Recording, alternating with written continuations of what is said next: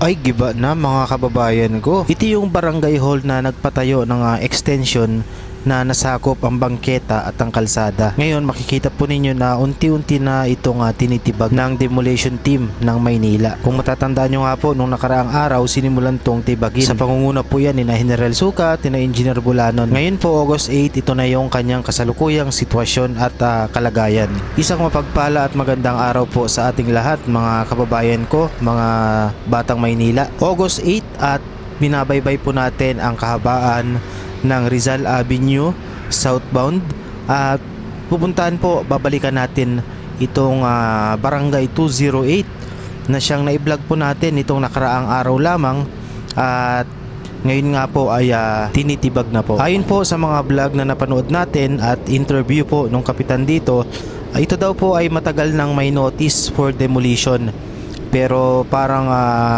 walang or hindi siya pinansin or hindi siya inaksyonan ng mga namumuno rito. Kaya nitong nakaraang araw nga lang po ay inumpisa na tibagin at alisin itong barangay hall na ito.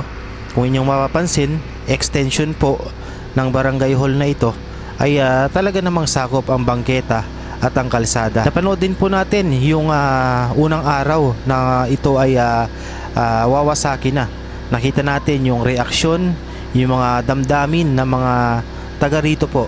Marami sa kanila talaga po ay ayaw itong alisin or wasakin dahil nga marami po yung nakikinabang, lalong lalo na yung mga nag-aaral dito na mga daycare. Napanood natin at sinabi rin po ng mga residente rito na hindi naman daw po talaga ito daanan, kundi ito daw po ay isang private na lugar. So yun, kayo na pong humusga mga kababayan ko. Sa pagkakaalam ko lang po ay bago natin to na i-cover noong nakaraang araw or bago natin ito na i-vlog, may notice na po ito na matagal na rin na ibinigay po sa barangay na to. Pero parang nagsawalang kibo sila, hindi nila ito pinansin. Kaya ito na po, makikita po ninyo na may gobyerno na po ang Maynila. Maraming salamat po.